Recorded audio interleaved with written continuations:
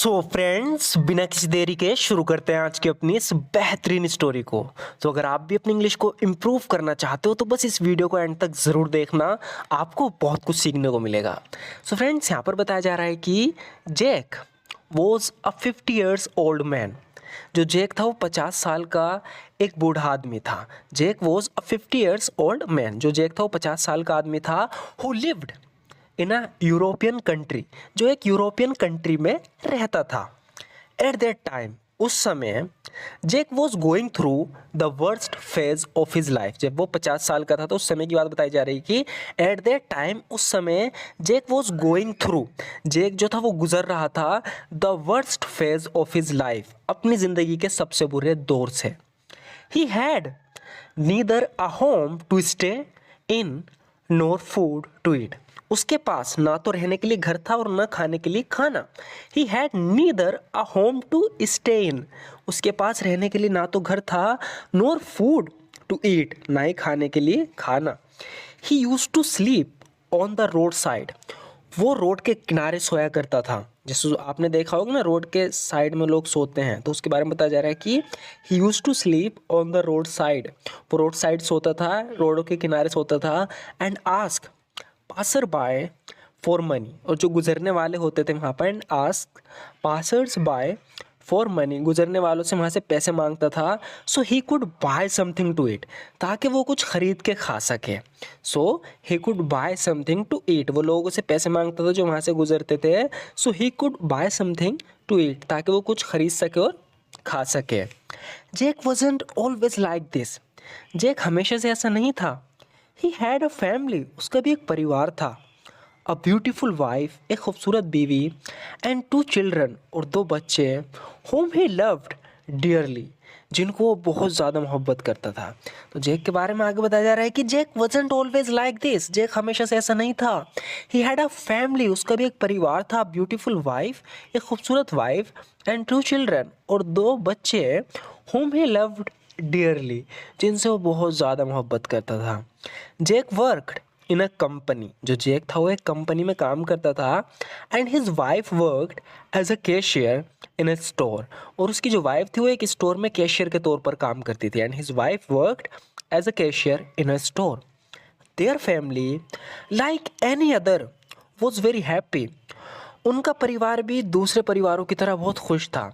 There family like any other, उनका परिवार दूसरे परिवारों की तरह वॉज वेरी हैप्पी, बहुत खुश था। हावेवर, हालांकि, वन डे, एक दिन, as Jack was returning from work, जैसे वो जैक काम से लौट रहा था, he came across a coffee shop.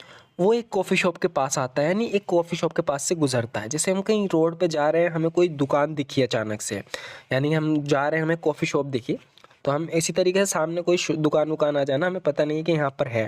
तो हमें बताया जा रहा है कि उसकी ज़िंदगी सब कुछ अच्छी चल रही थी। हाउएवर, हालांकि, वन डे, एक दिन, as Jack was returning from work, जैसे ही जैक अपने काम से गुजर रहा था, he came across a coffee shop, उसे एक कॉफ़ी शॉप दिखती है।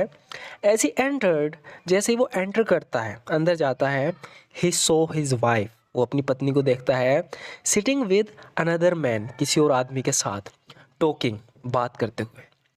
Devastated, Jack stormed out of the coffee shop. क्या होता है कि डेवस्टेटेड हो जाता है, वो सदमे में चला जाता है, परेशान हो जाता है अपनी वाइफ को किसी और आदमी के साथ देखकर, गुस्सा आने लगता है उसे। जैक क्या करता है कि Jack stormed out of the coffee shop, जो है जैक कॉफ़ी शॉप से निकलता है इन एंगर, गुस्से में। वेंट स्ट्रेट होम, सीधा घर जाता है। स्ट्रेट होम मतलब सीधा, बिल्कुल।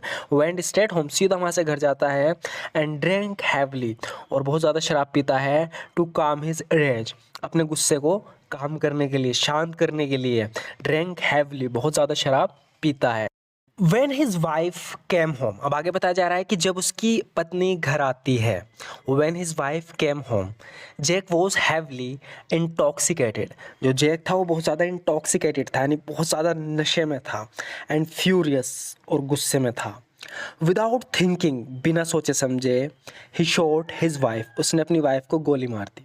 अब यहाँ पे यही बताया जा रहा है कि when his wife came home Jack was heavily intoxicated, जब उसकी वाइफ घर आती है तो जैक बहुत ज़्यादा इंटॉक्सिकेटेड रहता है, नशे में रहता है क्योंकि उसने बहुत शराब पी ली थी। एंड फ्यूरियस, और बहुत गुस्से में होता है।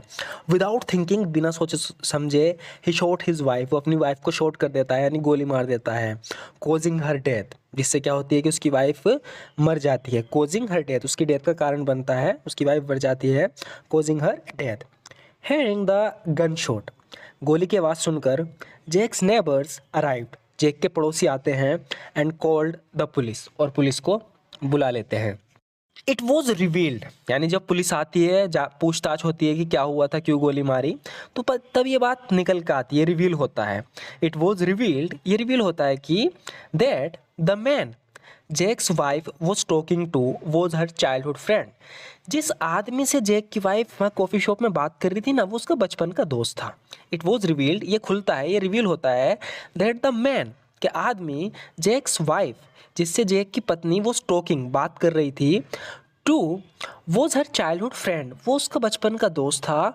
Home she had met after so many years, जिससे वो काफ़ी सालों बाद मिली थी, इसलिए वो बैठी हुई हंस के उससे बात कर रही थी। Home she had met after many years, जिससे वो सालों बाद मिली थी, वो उसके बचपन का दोस्त था।